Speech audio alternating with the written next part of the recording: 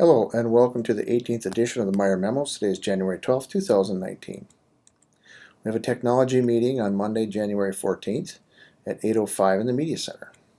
We have a staff meeting on Tuesday, January 15th at 8 o'clock in the Media Center. The agenda is as follows. We're going to discuss success criteria. Please bring an example, as I asked you to do in the past, and be ready to share your example. So it's important that we do this. We have an ISST meeting on Wednesday, January 16th at 8:05 in the conference room. Grade 1 is doing some social emotional learning planning. They are taking it upon themselves to do it on Wednesday. Sarah Becker, Caitlin, and Jenna G are joining them, and they wanted to do this because this group of students really needs that support. So thank you for doing that. That is huge because that's going to make a big difference for the future as they go through the grades. So thank you. We have a lockdown with Olson Middle on Thursday, January 17th at 10 o'clock. It's Paraprofessional Appreciation Day on Friday, January 18th. Thank you, paras. We couldn't do everything without you because you've done a lot of great things and we really appreciate it. So thank you, and I hope you have a great day. Student Council Spirit Day is going to be Friday, January 18th. I'm going to share what we select in an email. I go to the Student Council meeting here in about a half hour, so I don't have it with me, but I'll email what they decide as the Spirit Day. Field trip forms. Take a look at this form. Please fill this out prior to your trip. You can find them in the office and share it with Lori. Thank you. It's very important because it helps us all be on the same page. We've been dropping this, so I want to make sure that this happens. Lunch line award. As you know, we've changed the lunch line this week, and we are going to keep it as is. The feedback that I received is that it's working well. We found that it was very loud in the hallways, and the other argument was it's very loud in the lunch line. Well, we seem to have that figured out, but to promote good lunch line behavior as well as politeness, we're going to start a lunch line award.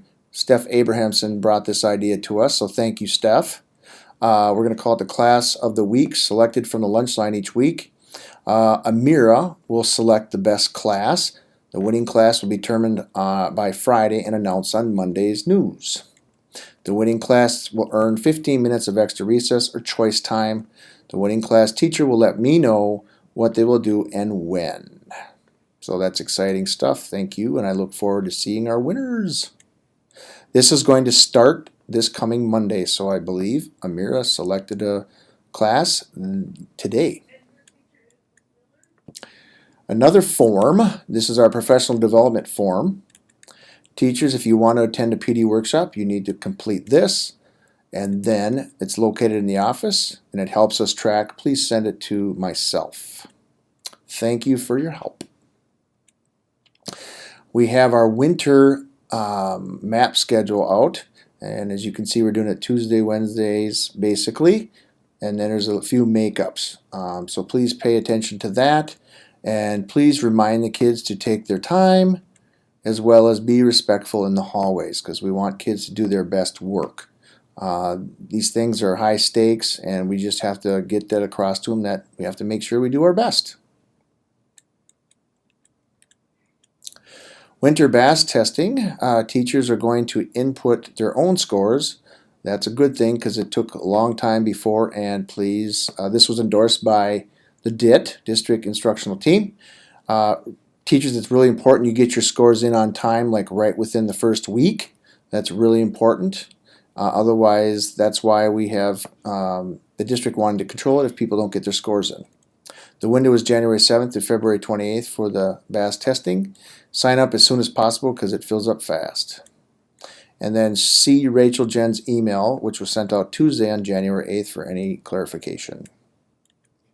Teacher Support Survey. This is used to improve tech support for teachers. Collecting emails of the people when they fill it out to provide specific support to those people. The due date is Friday, January 18th. It's really important that teachers take these surveys. I know that in the past we've had a handful that don't. And one, it's it's important because we want teachers to have a say, and I want it's very important that as a professional that we do this so that we can get the best feedback as possible to make the best possible decisions. I attached a link to the email that sent this memo. Choosing 2-to-1 in a 1-to-1 classroom. This is the tech tip in this week's Inside Page. I want to bring that to people's attention because I think it's an important one because they talk about having 2 students share 1 device. It has been shown to increase social aptitude, teamwork, communication, proficiency, and critical thinking. And I think this is very big because we always talk about too much screen time, but this is that classroom discourse that we can utilize. So please take a look at this and start trying to utilize it. It's a simple thing to put in place. Professional development polls are in. Thank you for those who filled it out. Again, we had a handful that did not. Whether it slipped your mind or people just didn't do it, I don't know, but I'd appreciate if people would all fill it out. Anyway, the must-do results are: number 1 is learning targets and success criteria. We're going to do that PD this coming Tuesday. Students be able to explain what they are doing is our second task. And then the third one is classroom discourse in that order of based on the development or the PD polls. As far as the staff choice results, the staff would like to start with EBD and autism training. The second would be guided reading ideas, and the third would be math enrichment. Thank you to those who did this. This will be, it's really important that teachers, you have a choice, but also it's important that you have a say in what we do. Attendance. You know that this is a very important. If they're not here, they can't learn as well.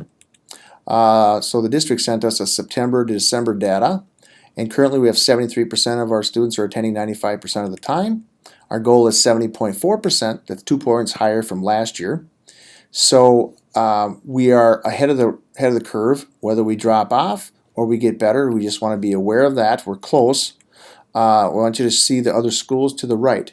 If you could see that we kind of fall in the middle, we have like Hillcrest is pretty high as well as Ridgeview, and most of them are around 7 to 10, 5 to 10. We're about 5 points higher than we were last year, but this is the end, and this is where we're at now. So it tends to go down, but we want to keep our eye on this. Volunteers, teachers, if you're looking for support, please see Sue Martell's email that I forwarded to you yesterday. Well, that's it for this week. Thank you for another good week, and have a great weekend.